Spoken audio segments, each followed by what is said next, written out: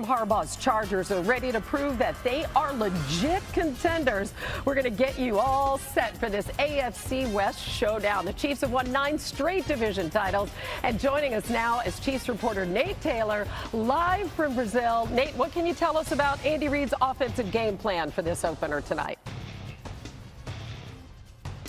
Yes, Hannah, it is here at Corinthians Arena where the Chiefs hope that this is the launching point to a new start for the Kansas City Chiefs offense. And when I say that, Hannah, I mean explosion, right? So much of last season for the Chiefs was about dinking and dunking, elongating drives, and letting Mahomes figure it out on third down. But with this new offense that starts with Josh Simmons at left tackle making his NFL debut tonight, the Chiefs hope that they can be more explosive on offense, not only from a running situation with having a healthy Isaiah Pacheco and Kareem Hunt as a duo, but Patrick Mahomes has 3 weapons that he really believes he can throw the ball deep to really exploit the Los Angeles Chargers secondary. That, of course, is the speedy receiver Xavier Worthy, Tyquan Thornton, and you have Hollywood Brown, who did not play in the preseason but will play tonight and be a key figure in the Chiefs offense. So for the Chiefs, a lot of what starts tonight is what they hope will be a situation that they can maintain through the course of the season, which is more explosive plays, more deep passes from Mahomes, and obviously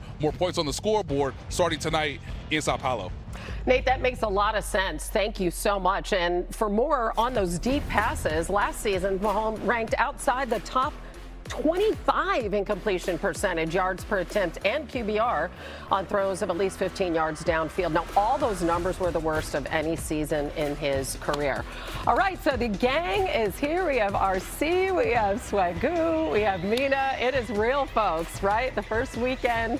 And a reality, Mina, for Kansas City is that Rashee Rice, of course, is not going to start the season for him, for them. So what would you like to see from that offense tonight? Well, I'd like to see what Nate talked about, which is Patrick Mahomes throwing downfield. We're obviously going to say that throughout the season, especially after last year. You showed the numbers of how unexplosive they were, but I would argue it's especially important in this game because of the matchup. I think structurally, the Chargers defense under Jesse Minter is going to look pretty similar to how they played last year. A lot of shell coverage, keeping things in front of them, tackling, and they're really good at it. They were forcing EPA per play versus short passes last season. But they can be had over the top with those young corners. The question for Kansas City is twofold. One, pass protection. You got a rookie left tackle, potentially against Khalil Mack, Josh Simmons. And then the other side of it, of course, is whether or not Worthy or Hollywood Brown can show chemistry downfield with Mahomes, because it felt like last year Mahomes and Worthy just weren't on the same page when he did try to throw deep. That has to change. Yeah, and you also have to think, Mina, go back to early last season. You remember this was the game where Rashee Rice was injured. And when Rashee Rice was injured, we saw Xavier Worthy. There was the deep pass down the left sideline. Late in the game, got in a bunch formation. He caught the football on a crosser, and we saw the yards after the catch and that explosion. Those are some of the things they're going to look to do tonight, but you have to have protection. So much has been made about Patrick Mahomes not being the guy that's pushing the ball down the football field, but as we saw in the Super Bowl, a ton of that had to do with the ability to have time in the pocket to let those routes develop downfield. And if we could see some of that tonight, it seems that throughout the preseason, that was a huge emphasis for not only Patrick Mahomes, but Matt Nagy and this entire offense. It was funny to see that graphic when Hannah first started talking about the Chiefs with Pat Mahomes. Worse. And under there should have been still went to the Super Bowl. This team is going to figure it out, man. But ultimately, you want to see those layers as well to the offense. I felt like a lot of times last year, because of the frustration, it was almost trying to force themselves into trying to make big plays. I want to see Pacheco get back involved as a heavy hitter, a guy out of the backfield, but also they used him in the screen game. His explosiveness was an asset to this football team, and hopefully they can get that back, along with Kareem Hunt being a bruiser and a physical runner as well. Y'all remember, like I say this all the time, the Kansas City Chiefs, when they won Super Bowls and been at their best, the rushing game has been a big part of that. Not only that, a second layer to this is, I know Travis Kelce is still there, and I expect Travis Kelce to be an integral part. But who else is going to work that middle of the field as well? Will that be Noah Gray? Will they have another tight end that asserts himself this season where he becomes someone Patrick Mahomes can rely on as well? I'm not pushing towards the future, but they should be thinking in that regard and building some rapport with some of these guys behind Travis as well. Not saying he won't be a big part of it, but I want to see multiple layers to this offense. And in that regard, I think they can be explosive if they go that direction. Yeah, a lot more on this game coming up. But keep in mind, Mahomes is 10-2 against the Chargers. 5 game-winning drives most all time against them. Yeah.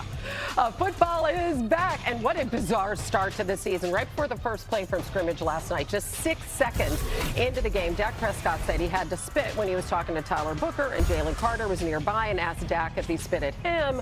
Carter quickly spat back at Prescott. He was immediately ejected just moments after kickoff, and both players spoke about it after the game. Take a listen.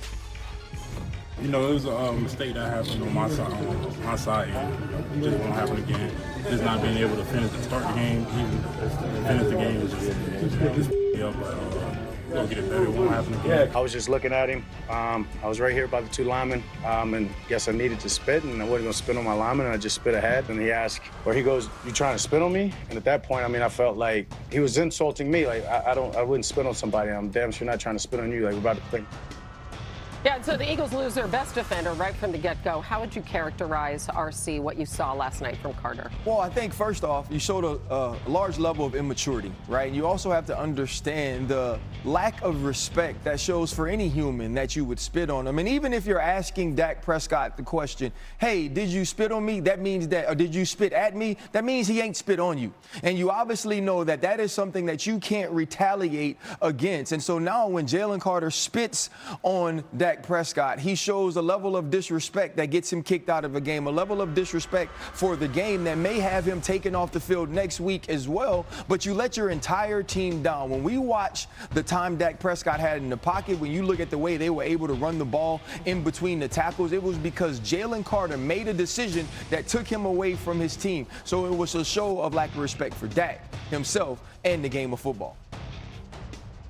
Yeah, it's also impulse control. I teach my kids all the time, like you could build a lifetime of credibility and make a stupid decision for 30 seconds, and it can ruin everything you've built up until that point. And hopefully Jalen Carter can go further and learn from this, but learning from this means you don't do stupid things anymore, because this was absolutely stupid. I don't want anybody to misconstrue that, even though me and RC are talking about the lesson that you can learn through this.